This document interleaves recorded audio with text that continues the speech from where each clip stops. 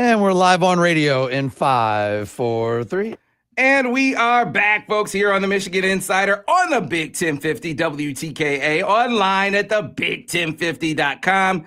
Sam Webb, Mr. Ira Weintraub on the other side. And as we do every single Thursday, folks, we catch up with our friends from over at MGoBlog. We reflect on the game that was Michigan football, and it was a bounce-back game.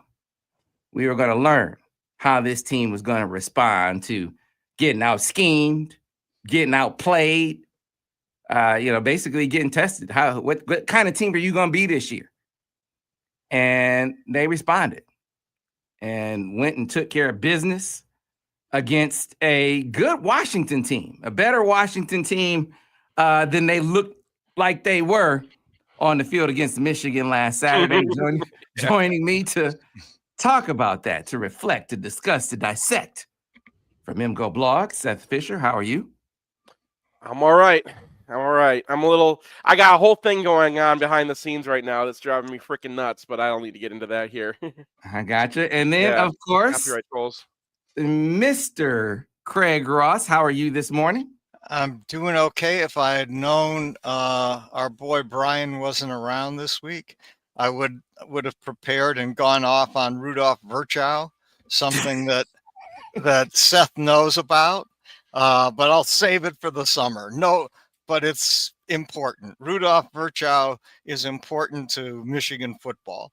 It's a long way from point A to point B. So I'm not going there today. Brian is out with a bad cough, cold, something or other like that. So he'll be back next week. Yeah, man. Save it for him. Yeah.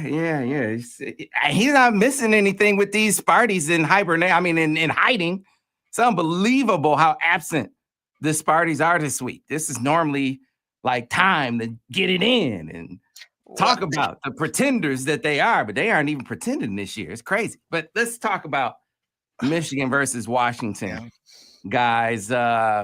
Michigan, as we laid it out, they got dissected. They got carved up schematically versus USC. You had, discipline issues, not behavioral discipline issues, but discipline issues as far as execution on the field. It was all kinds of just not ready for prime time against USC. And USC used that bye week to be ready for that game. It was clear. And Michigan was not ready for that game. So how are you going to react to that? How are you going to respond? I felt like we were going to figure that out very early in that Washington game. And fellas, we did. Michigan was ready to play versus the Huskies. Seth, your thoughts? Well, first of all, let's go over the offense. Bryce Underwood, when he's at home, is actually a really good Big Ten quarterback. I thought that, and Brian's going over the offense, but we both looked at the film for the podcast and everything, and I've gone over this a few times now, and they're doing more with him when he's at home. They just trust him more. They're letting him loose. Now the tight ends didn't catch all of the throws that he threw over the middle, but he's thrown over the middle. Do you notice that? That is, and those are dangerous passes. That's where you're going to have. That's where you really got to trust your quarterback to be making those reads. And that pass to Tonelli that like changed the game, right? That is they're looking for that dig underneath it. That's not the throw that was designed for. And the fact that they're able to get that thing, he's just, I got the arm. I'm going to go do this. And like at first I was like, did he throw the wrong pass or did he like see the wrong thing? And just like, no, he's just like, I've got the room. I've got the outside leverage. I see what the safety's doing. This is where it gets into the quarterbacking, right? This is where when you have a great quarterback, it just beats everything else on the field, because a great quarterback can kind of feel what you're doing out there and make you wrong. And that's what Bryce did on a couple of these throws. He made guys wrong in a way that there was just no way for them to be right. So seeing him progress before our eyes, obviously there's sometimes, he ran himself out one time for a sack that he didn't need to. Like there's definitely some freshman moments in this guy. but you're just seeing this come alive. You're seeing what it's going to be, right? And these are things that we saw from JJ when he was a junior and sophomore, when it was coming through. And I don't think they really wanted him to do that on the road at USC. They definitely didn't want him to do it on the road at Oklahoma. But as the shackles come off, and I think it's easier to do it at home, you're seeing what we're really getting out of this guy. And it's incredible because you can make, they just keep on pulling tight ends out of their ears, right? Like Zach Marshall and Deacon Tonelli, like that. Those are the offensive stars this week. Like, hey, let's go.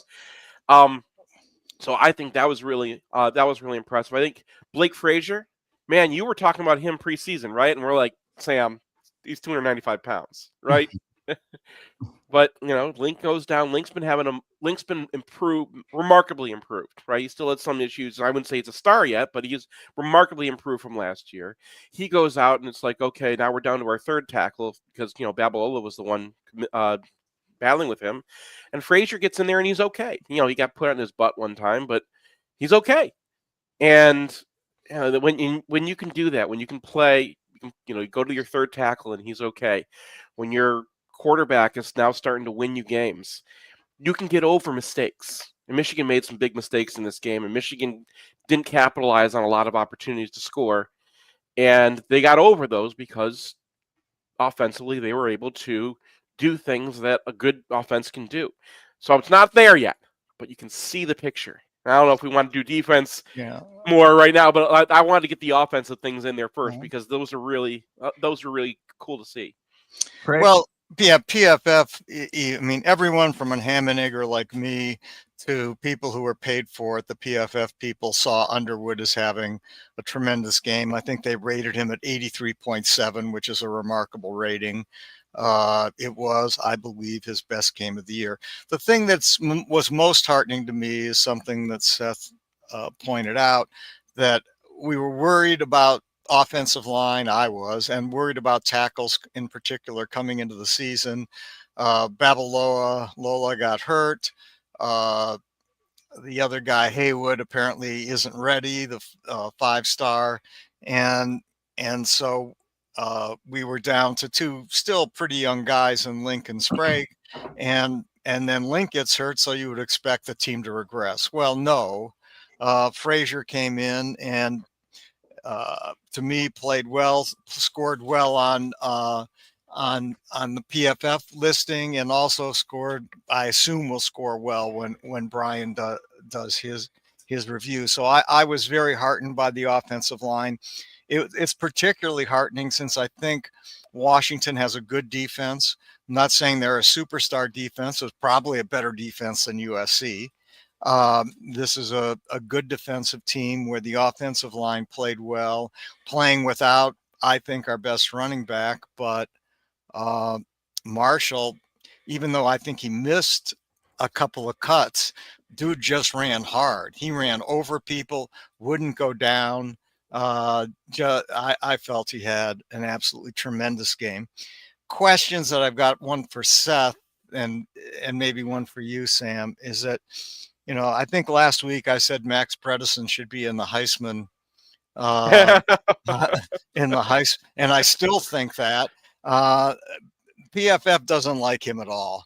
I mean, they keep rating him C minus, D every week, and which I have a hard time figuring out. They rated Jalen Hoffman much higher this week, and I'm not saying Hoffman played badly. My guess is he played quite well. But it's still hard for me to figure out why Bredesen was score so poorly on the PFF gradings. PFF has a weird grading scale for blocking. So I've been trying to reverse engineer their blocking, and best I can understand it, it's pass fail explosion. And explosion only happens when you have a block that actually knocks two guys down or is the one that springs the runner. What they don't do is give him credit for the things that we see. The way that a defensive end has to play him, or the way when he gets out on a cornerback, right? Most fullbacks are not able to get out on a cornerback, or if they are, they're more Jalen Hoffman kind of guys who aren't able to also dig out a defensive tackle. Bredesen can do all of that. And because of that, they can move him all over the offense, and you never know where Michigan's going to attack. That doesn't come out in PFF scoring, right? Because they're looking at a guy in like pass field, whatever. They look at the blocks. They're blocking numbers I almost never use except for pressure rates because I remember one year they had Michigan State with the best offensive line in the Big Ten. Yeah, man. And it was like one of the worst offensive lines we'd ever seen. But what was Michigan State doing? They were only running inside zone. So they weren't like having the screw ups that you would have when you run power and stuff like that, where you're making tougher blocks. So yeah, I wouldn't take PFF's numbers on Bredesen. Yeah, you use it. I always say use PFF as a guide, not the gospel. Blake Frazier is who I thought athletically he's superior to Evan Link. Evan Link is more powerful than Blake Frazier. I think we saw that. I think you saw when he first got in, there were some plays where he got pushed back a little bit as he settled in. I think you play to your advantages. And I think we started to see him settle in, and you could see, in pass pro, if he can get a kick step and wall a guy off, he's going to be really, really good. It's going to be the bull rushes. It's going to be, when guys, he's got to play with great pad level and play the leverage game. That's every lineman, but particularly with him, that is going to be a big, big key until next season, where hopefully he's bigger and stronger. But with Max, like, they don't know what they're actually. I don't want to paint a broad brush, but Max Bredesen is a super high IQ player. Super high IQ player. I mean, it's the blocks he makes, it's the adjustments that he makes. Like he's another QB out there in the blocking scheme. They were running split stretch, and he was blocking different guys on the split stretch based on alignment. You would see him come and kick out an end on one play. You see him come and kick out a 3-tech on another play. So they wait. So he did that are you talking about the touchdown? Because because I thought that was a trap. I thought that was planned. No, that's split stretch. So if a guy is lined up in the B gap, that's a read by Max Bredesen. Wow. He will come back across and kick that out to keep him from chasing the play. So there you go. That's the kind of thing, because that play causes a touchdown, right? 100%. And if you're doing that on the fly, if you're not calling that, because I figured that was the coaches saying, okay, we've been running stretch, they're doing this, right? Let's get him with the trap, right? No, I thought that was, and it was a smart play. It was a Jim Harbaugh kind of thing, right?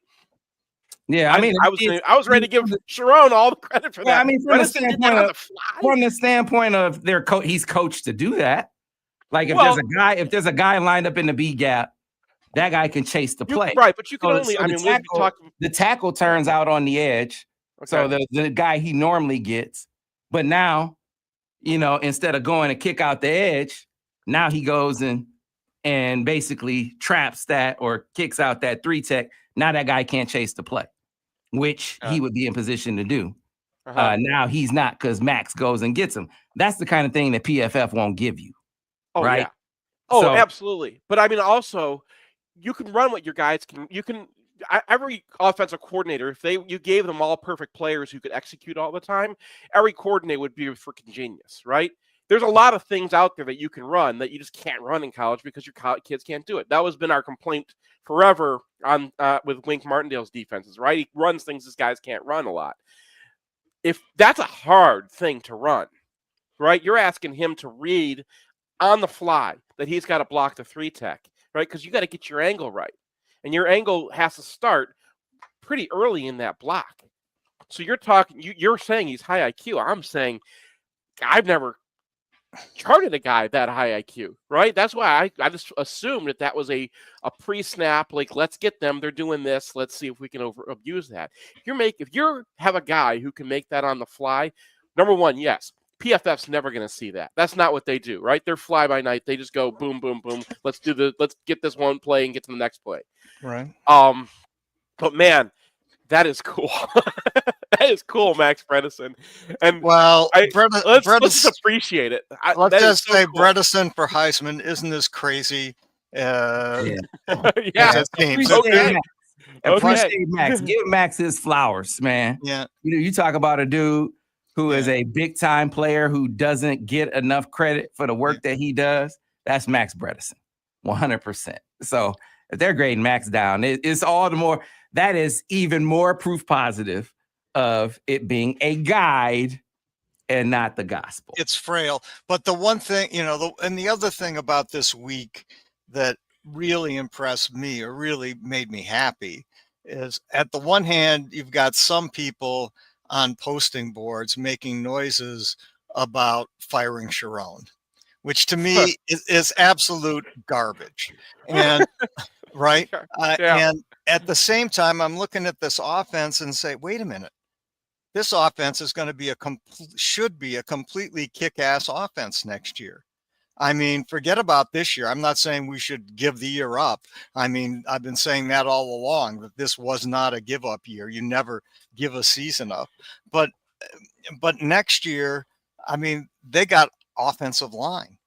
They got four or five tackles next year. They've got perhaps tackles they can move down to guard. They've got Jake Guarnera who can play center next year, is my guess.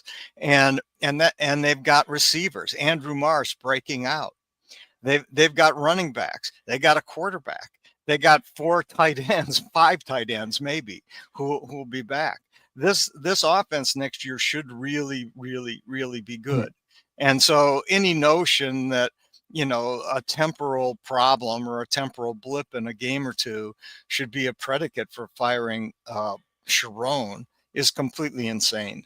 And so yeah, we're just Michigan State at that point. My takeaway watching this game, you just broad brush, obviously the team response, but watching Bryce, I thought it was a definitely a positive step for him as a pocket pass. His growth in the pocket in this game was evident, and just watching Chip Lindsey, I just think the way that he's growing the offense and the way that he is growing Bryce is something to really appreciate. What does Bryce do well? Coming in the door, identifying that he is really comfortable with RPOs. So he starts him out in the first game. Obviously he's doing a lot of throws off of movement, but starting to gradually incorporate RPOs more and more. And now you're running RPOs, 15, 16, 17 times a game, and he is executing that play at an extremely high level. Like, he is rarely missing the read. He isn't always getting them right. It's not 100%, but he's in the 90s. Like, Bryce is executing that play, and he's not abusing it. Like, just talking to Denard the other day, and he was like, man, he's like, when I would run, he's like, when I was RPO and I was always kind of cheating towards, I wanted to throw it. So I ride that mesh just super long just to try to get that, try to sneak that throw in. And Bryce is being true to it, man. He is being true to it. I think it settles him down when they need to go to something and get him a throw that he, if he's really struggling with maybe some accuracy, gets him a throw and a decision that he can make quick. But the other thing that I appreciate about Chip is he understands how to stay balanced when you're running a lot of RPOs. And I don't think that's a simple thing when you're coaching for Sharon, because RPOing is a major step for him. He and Harbaugh were not super RPO guys. Yeah. At all. When Gaddis left, they maybe RPO'd like a few times a season. So, and it's not like not like JJ couldn't do it, but they were in complete, we are gonna run in the stack box. And they won the national championship. Who are we to say it wasn't a good option? But they wanted to control run pass mix, and they felt like this was a more consistent, a more imposing way to handle stack boxes running into them. Chip is like, we can RPO that, and I can stay balanced. In the last 13 runs of the game, none of them, and this is a noteworthy stat, none of them had RPO tags. That's a guy who's like, hey, no, we are not going to be throwing the football. We are going to run the football, period. We aren't going to be Hugh Freeze out here. We're going to run the football. We're going to make sure Jordan Marshall gets his touches. He's really getting that balance. I just think he's been doing a great job. I couldn't agree more. I mean, I think the offense has been completely balanced. It's kept defenses, I feel like, unable to just sit on one thing or another.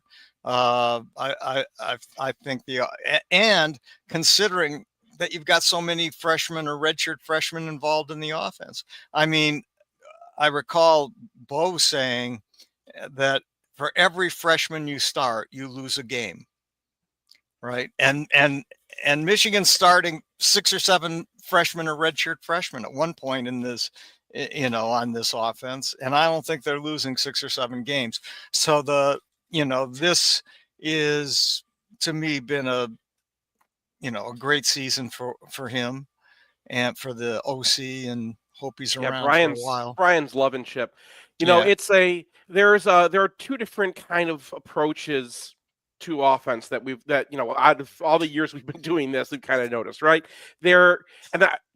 Craig, you actually wrote about this and introduced me to this concept years ago when you were talking to Lloyd Carr, I think, and you were asking him, how come you guys aren't running option routes? He had a different word for it, but how come your receivers aren't running option routes all the time?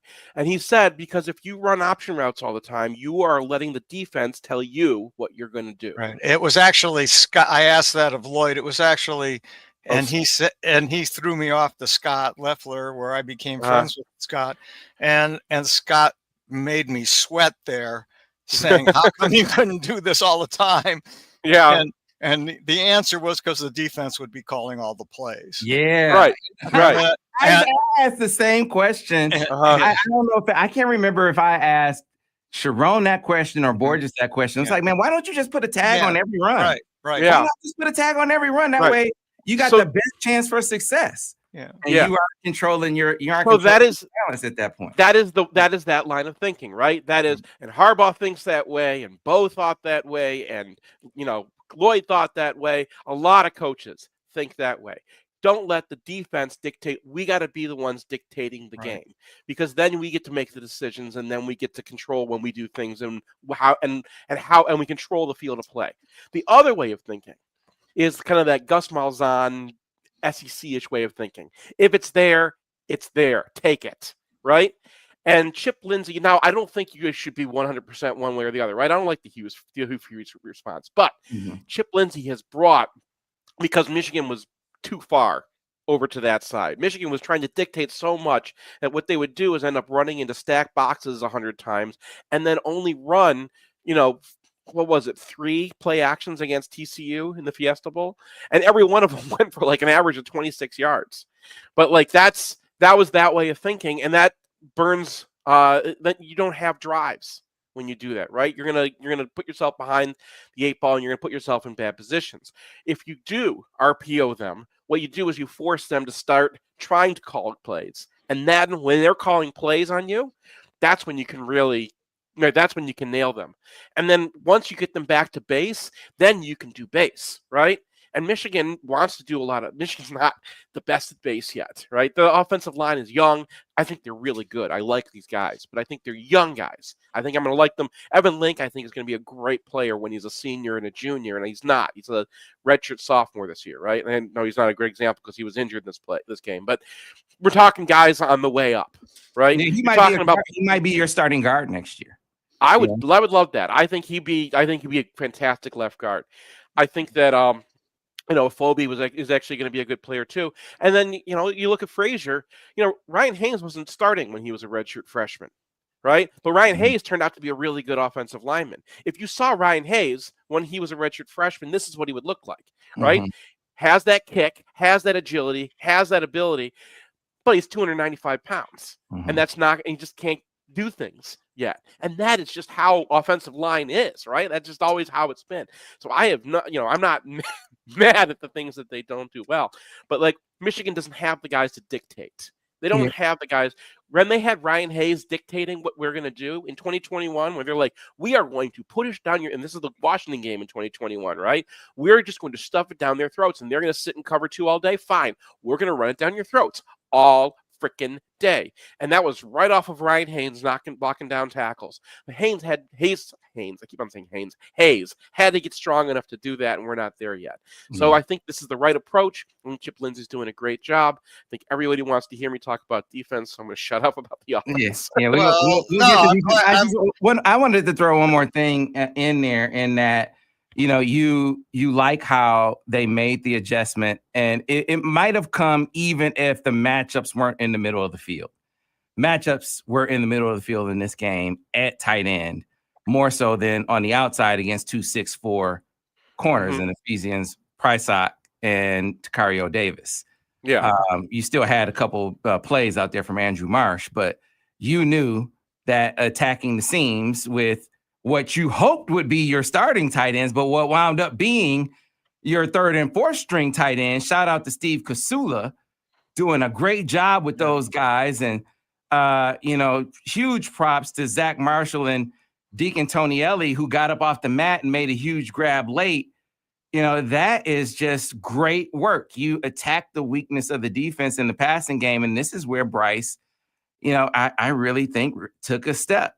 Drop back passing, to me, is where you need to see the next layer of growth. And he is by no means a finished product, but you saw him make some big throws. That seam route to Tonielli that he dropped early in the game was an outstanding pass, right? From the great footwork, no pressure on that play, but, you know, he made an accurate throw, decisive read. It was on time, on target. But the one on 3rd and 11 is the one, is his best throw of the year. I mean, clutch time, clutch moment, pressure in his face, falling back and delivers a dime when you had to have it. That's just huge, man. That's great work for him and for the offense. Absolutely. Yeah. We all agree. Yeah. I think that, I mean, it's amazing how they keep finding these tight ends. Like, if you should tell your 247 guys, just follow Michigan around whenever they see a tight end. Why are we still letting Michigan get away with all these 3 stars, right? Yeah. All right. So we are going to get to defense, because that's where you need to see answers on both sides, but they had a much more to answer for in this game, and they were facing the more formidable side of Washington in this game, and they were up to the task in this contest. So we will get into that on the other side as we get to this break. If you are do-it-yourself or your one-stop shop for all of your home improvement needs, our friends over at Chelsea Lumber, they have 3 locations to serve you in Chelsea, Saline, and Bridgewater. You can find them online at ChelseaLumber.com. When you do, you'll find great products sold by great people at great prices. They offer. So if you need home construction materials, lumber, roofing, tools, decks, doors, windows, floors, work clothes, boots, everything in between, our friends at Chelsea Lumber, they have you covered. Even if you are doing those big renovation projects, kitchen and bathroom renovations, their kitchen and bathroom design experts are unbelievable. And their kitchen and bathroom design showroom is second to none in this area out in Chelsea. It is unbelievable. And they recently renovated their showroom floor in Saline also.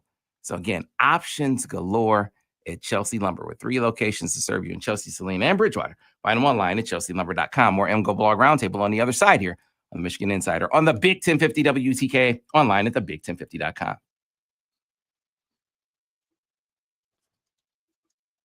And we are clear. You know, I wanted to say this on air, but I guess it'll be taped anyway. You know, the Michigan fan base, and I include myself in this, is so lucky to have Seth and Brian and Sam, who have really worked at learning the game and have really worked at, I mean, I give Sam major props for talking with Vance and Al every week, you know, and fighting through to learn the game. And the same for Seth and Brian. I mean, I recall in early days of MGO going out to coaching clinics with Brian, you know, and we might be the only 2 non-coaches at this clinic, right? And I have to say for myself, I never grasp it. I'm good at algebra. I'm terrible at geometry. And I'll probably always be terrible at geometry. But Brian wasn't, and Seth is definitely not. Seth is very good at geometry. And the fan base is just so fortunate to have the level of energy, ability to learn and train. Maybe it's just you played football video games as a kid where something that probably helped. It probably helped a bit. Whereas you think I was wasting all that time in college? I wasn't. I was actually preparing for my career. Exactly so. In fact, I was good friend. One of my tennis doubles partner was a thoracic surgeon, and I asked him, his name was Juan Arenas, and I said, Juan, how did you get into this? He said, video games. I said, what? Wow. He goes, yeah, I never touch anyone. I never touch a patient ever. No, right? I got, well, obviously a fan growing up, but I truly became hooked. 1993, Flint Central. We made it all the way. Well, you were a player, Sam.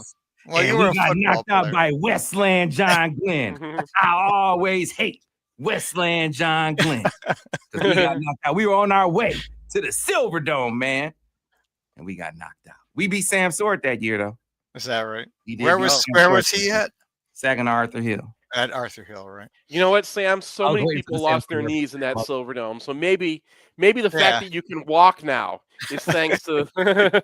Yeah, my brother can barely walk, and he played through college, and he had numerous knees. I want to address I only ever got in on special teams on that team.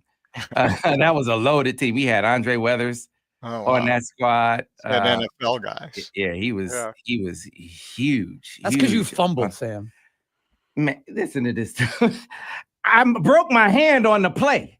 You leaving out a key part of the play. I got hit in the hand, broke my hand. Yeah, but your coach said what? He said I had a quarterback with one hand who never fumbled. His name was Jim Abbott. Jim Abbott. Now give me an excuse, which was, I think, a lie, because Jim. Hey, thanks for letting me into Sam's world just for a couple minutes. Jim confirmed it. He confirmed it. He didn't really confirm it. He didn't. I don't buy it. I don't buy that Jim Abbott never confirmed it. Fumbled. I'll buy We're back in about 20 seconds on radio. So Seth, what did you want to say? I mean, you wanted. I want to say that I know. First of all, how could you say all this when Brian's not here to see his face when you're talking nice about him? Because I love it when they torture him with nice things about it. Number two, because we only got a few seconds. Michigan fans are the reason. I know Michigan State guys who would be the MGoBlog of Michigan State if their fan base could support it. All right, going back on radio. Yeah, they can't do it. They don't have the guy. They don't have the fans. Back in 5, 4, 3. And we are back, folks, here on the Michigan Insider on the Big 1050 WTKA, online at the big1050.com. Sam Webb, Mr. Ira Weintraub on the other side, and MGoBlog Roundtable, breaking down Michigan's 24-7 victory over Washington. How was Michigan going to respond? How are they going to respond to being out-schemed, decisively out-schemed in that game? How are they going to respond to being outplayed in that game? The lack of discipline that we saw in huge stretches of that contest. How were they going to get up off the mat from basically being embarrassed by USC? USC is not that much better than Michigan. I'm not going to say they aren't better, Seth and Craig, because they won the game. But it's not, what was the score of that game? 33 to whatever it was? 31-13, I think. 31-13? No. I'm sorry. They're not. They had the bye week to dig into what Michigan's weaknesses were, which if you watch the tape, it's like, oh, wow, that's a glaring hole in that defense. We can exploit that. And they did. And Michigan could not adjust on the fly. It really exposed some holes. And then it's like, oh, wait a minute. Look at this guy. He totally lacks discipline on his play. Oh, wow, we can take advantage of it. And boy, did they ever take advantage of some things that Michigan got wrong on tape consistently. And Michigan was challenged to correct those things versus Washington. Were they going to do that? Well, we got our answer on Saturday, Seth Fisher. It did. Everyone's waiting for me to rip Wink every week, and I'm like, I got my Wink shirt on, right? And what does it say? It says people can change, right? Emotions make us human. We can all fix our issues. Now, Wink's issue is that he's George Costanza. Every instinct he has is completely wrong. But this is a superpower, because if you do everything the opposite of what your instincts tell you to do, you were amazing. And every time we've had this, it's happened twice now with Wink, where he is just going too deep into his stuff and it just gets absolutely destroyed. And then he comes and turns it around, right? Last year, Michigan almost beats Indiana. They had a real chance to beat Indiana, which was a really good team last year, right? And then they destroyed Northwestern. They beat Ohio State. They beat Alabama. How'd they do it? They were mostly kind of staying in their base, playing a lot of quarter, half, rushing four, and using the fact that they had better players and waiting for the other team to screw up. And Will Howard screwed up, right?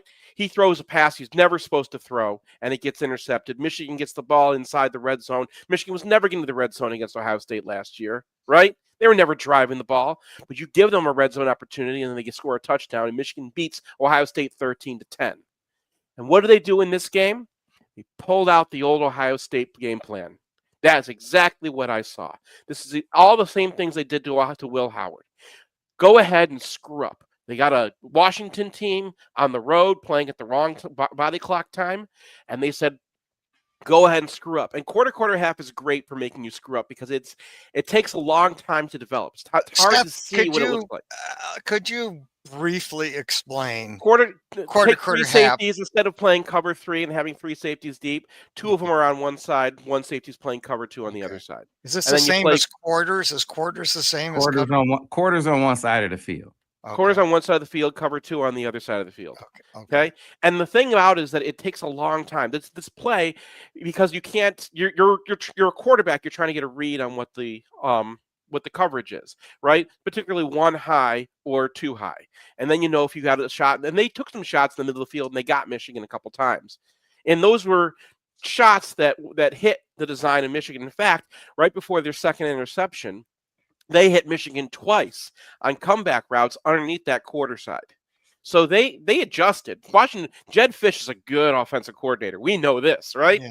We know about Jed Fish, and he responded, but his quarterback was not able to just make those reads. Every time he tried to make a quick read, he ended up throwing it right at a Michigan guy. And those are Washington mistakes. I wish I could go back and say, like, Cole Sullivan, man, look how he reads this and does it. Cole Sullivan's just getting to his zone. But his zone, it was the design of the defense that made it so you're supposed to, all they had to do was wait for him to clear. And, and that quarterback, when he gets better, right, when Damon Williams, it's better going on the road and making reads. And this is probably why Michigan was not asking Bryce to do these things. They're asking him to make semi-difficult reads across the middle to beat Michigan. And Michigan was not doing that with Bryce. Bryce is a year younger, but still, young quarterback makes mistakes. In college, you can do that. In the NFL, if you sit back and wait for NFL quarterbacks to make mistakes, you're going to be sitting there a long time, right? You have to blitz an NFL quarterback. You have to get after those guys. You have to put 3 tackles on the field if you want to stop a running game that has 2 tight ends. In this game, there are 2 snaps where they have 2 tight ends on the field in the deep in their deep under their goalpost, and Michigan says, we're going to put our nickel guys out there. Let's see if you can beat TJ Guy. Let's see if you can move, Derek Moore. Let's see if you can push Cam Brandt out of the way. And I got some issues with the way that they're, with the rotations don't make sense to me. And there's still times, especially on passing downs, when Wink went and did some Wink things and got hit. They got hit by a couple screens, but they hadn't answered screens. And Jason Barham was squeezing those power runs, not getting way upfield. They looked at their problems last week, and last week was a perfect opportunity to say, look, you've got some problems on this defense. They looked at their problems and they said, we're not going to put in all this crazy stuff. We're not going to run too much. I think they moved the dot over to Roller, I heard, which seemed to unlock Houseman because Houseman was playing fast in this game. And when your guys know what they're doing and they're playing fast and it's just a game of execution, it doesn't make the defensive coordinator look smart. His RPS, his rock, paper, scissors score in this game was another like a -4, right? He didn't win in the RPS thing, but he won the game. He won by just saying, I'm not going to do my crazy stuff. You are going to have to do some crazy stuff if you want to beat my guys executing our stuff. The Ohio State game plan from 2024. It beat Ohio State. It shut down a very good offense against Washington. Very happy to see it. I hope we see it the rest of the season and then let the cards fall where they may. A couple of things. One is, and maybe this comes from you, Seth, I don't know, was that in the USC game, we had too high 52% of the time. Mm-hmm. And in the Washington game, we had too high 78% of the time. So there was definitely that change in focus. Secondly, the 3 tackle thing, there was one drive in the second half where I think they gave up 7 yards and then another 7 yards when 3 tackles were in, and then he pulled it, and it didn't really appear too much in the rest of the game. So he got away from that. And there was another quote that I don't know what you guys think about this. I thought Hausman and Rolder were incredible in this game. I thought they were incredible to my eye. They were incredible to PFF, and I suspect your grading had them as very high, 13 plus 13.5 plus 11.5 on Seth's grading. Maybe this is your quote, Seth, that vanilla defense accesses great linebacker play. Mm-hmm. And that certainly was the case here. And I hope it's what they do going forward. Well, this is one of the complaints we had against USC. And it's hard not you want to take a game in the course of its game, but these are very easy comparables because USC and Washington run similar offenses. They're both spreads that want to throw the ball kind of quickly, and they got Washington's got more of a running quarterback, and so Michigan addressed that. They had a Damon Williams plan. They only had one guy trying to rush the quarterback. Everybody else was mush rushing. Don't let that guy out of the pocket. They let him out of the pocket one time. Barham got upfield a little bit, and then people are already all around me because I'm surrounded by Michigan or MGoBlog readers. Everyone's like, "Hey, look, they're letting Barham fly upfield. Aren't you so mad?" I'm like, "Dude, come on, wait, chill. Defensive ends get upfield all the time. It's not the first time. Aiden Hutchinson got upfield too sometimes. This is not it's not the end of the world, but it happens once. Yeah. But it only happened once. It only happened once." He could not get out. The only time he was running free was when they were in the middle of sacking him, spun him around, and then he got free again. So they practiced to make sure that he wasn't going to beat them. And it's useful to stress that this guy's a good quarterback. I mean, this guy's not a meatball. He is in general. He was not in this game. He had a terrible. And it was not forced necessarily. It was he had a terrible game. Yeah, maybe that was one of the things that Michigan benefited from. But Michigan had a lot of opportunities to score that they didn't take. So I think it evened out. Yeah. So a couple of things. I mean, it was glaring that one of the things that USC dissected was Michigan's response to 12 personnel. Wink went Bear, and he played 12 personnel as a personnel matchup, not as a sort of a schematic matchup or a tendency matchup, where USC played 12 like it was 11. They were flexing their tight ends and they were motioning to empty, and they were using that to outnumber them. Which was something we talked about with USC. It's not like they put this in over the bye week. This is what USC does. This is how USC attacks. This is also how Ohio State attacks.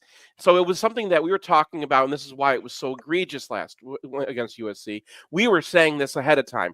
He's going to go with tight ends, treat those tight ends receivers. I wrote about it in the offseason because I saw that this was a problem in his defense. Yeah. So I don't want to understate how bad the USC game plan was, because bloggers were seeing it in the offseason. So a couple of issues emerged there. You could not be prepared for dealing with that, which was you go to Bear, and clearly that personnel grouping does not match up well with what they're doing. All right. Mm-hmm. So how do you adapt? How do you address that? I mean, you got to have some kind of fix on the fly for your guys. Well, now they're motioning to empty, and your fellas, they can't adjust. I mean, we We got to get some more help on the strong side, and they can't adjust on the fly, and they're getting gouged. What are you going to do? Are you going to try to keep having them make that adjustment? Or are you just going to say, you know what? We aren't going to respond with Bear in this situation. He said, we aren't going to respond with Bear in this situation. we are going to play more 4-man front. We are going to play more base against this. Like you said, some quarter half. You're going to see them play more too high. Their cover 3 concepts are going to be, I think, a big part of what they do. I imagine that's going to be a check because there's still zone pressure leakage. And Vance was talking about this a lot with some of their 2 fire pressures. When they send 5, it's leaky. If they don't have an edge, peel off when they send their running back out, it is open. They have more guys out in pass plays than Michigan has out in coverage on their fire pressures. How are you going to address that? Van says you got to check the cover 3. Now, that's not the only answer, but they're going to have an answer, much like they had to have an answer for when they try doing the screen game with 12 personnel on the field. You're going to have to adjust. I think cover 3 will be an adjustment to what they're seeing. This is the hardest. This is going to be the hardest thing for Wink Martindale. He's not good at disguising his fire blitzes. I think that maybe in the NFL level, when he's got guys who he can ask to do some more, I can see where he's trying to do it, but he doesn't have the feel for it. It's just not in his wheelhouse. And like I said, you can do what your guys can do. You can also call what you can call. He has to recognize this is a weakness in his game. And I think that the less they do it, the better. Yeah, because that's not something he's good at. What can your edges do? I remember a few years ago seeing just how, their edges really, really grew up as edge droppers. Braden McGregor, the guy on the other side whose name is escaping me from Tampa, from Ira, from Ojabo? No, which position are you talking about? From Berkeley Prep. Why is his name escaping me? The other edge, the Sam. Oh man. Ours? Huh? It'll come to me. Nichols? No. This was a championship year. Anyway, those guys. Harrell? Who? Jalen Harrell? Jalen Harrell. Yes. Harrell, yeah. Those guys were excellent edge droppers. Look at them look at Jalen in Ohio State game. Or look at Braden in the Ohio State game. Remember those plays those guys were making as droppers? Like if you don't have guys that can do that with awareness, you can't run some of these pressures. Yeah. That winds up being your issue.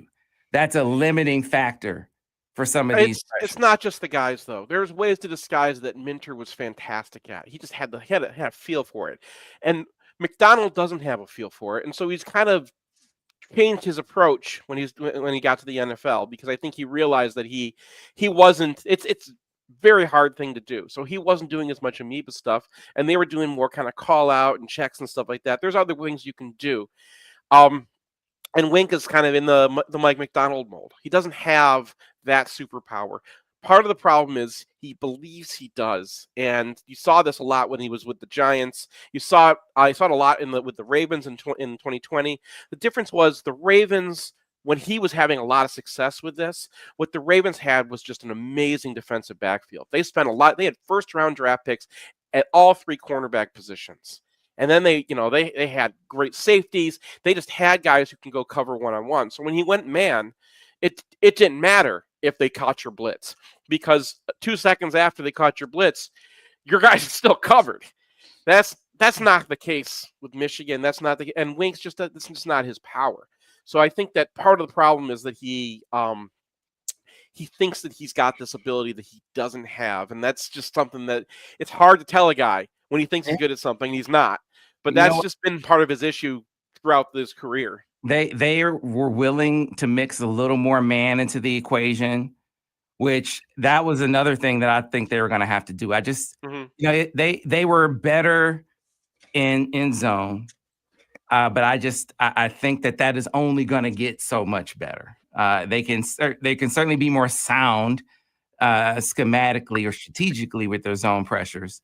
But I just don't know that they're going to be like a really good. I just don't think you can be a really good zone team as a spot drop team. That's just my opinion. I think, as I said before, that the way that they're going to tighten up as an underneath coverage team is playing more man. And, you know, they played a little more man. Now that you have your guys back, I think you're going to have to show a willingness to do that. And I think they did so without, dire consequences last week. So Yeah, it was very vanilla, and I liked vanilla. Vanilla allowed they had the same response to power that they were going to have all game, and every time they ran power, it didn't work unless Cam Brandt got booted out. I do still wonder, and I don't know if this is a Wink thing or if this is the position coaches like Lamar Morgan and Tony and Lou Esposito. Who are making these decisions on who's playing what snaps. Because you got, Jordan Young, I think he's going to be a great player here. I think he's going to be a great nickel. He reminds me of a young Rod Moore. But Rod Moore against Washington in 2021 was not Rod Moore against Ohio State in 2021, right? He was young. He made mistakes. Now, he made mistakes at the end of a blowout, but he made the same exact mistake that Jordan Young made. Same exact mistake, right? He went to go chuck and he didn't get his hips around before he did so. Mhm. So then now you're trailing, right? And that in a 7-7 game at the end of the half does not feel like the time to go and put your early of the season Rod Moore guy out there. Yeah, they were depleted though. As far as personnel, I don't know what the circumstance was in that moment. But no Rod, no Brandon Hillman. I know Suge plays some inside.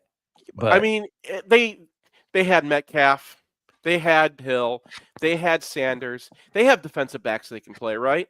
Zeke, nickel, though? like you got plenty of guys who can play. You talking about a nickel? Yeah. Well, no, I'm saying I mean, there's a lot of guys you can play, but Metcalf should be the nickel, and Jair can go and do that too. But we got to wrap up. So that was. I had some questions about the players that are on the field sometimes. All right, we got to get out of here. We'll be back tomorrow on the Michigan Insider MGoBlog Roundtable next week, folks. We appreciate you joining us as always. We'll see you next time.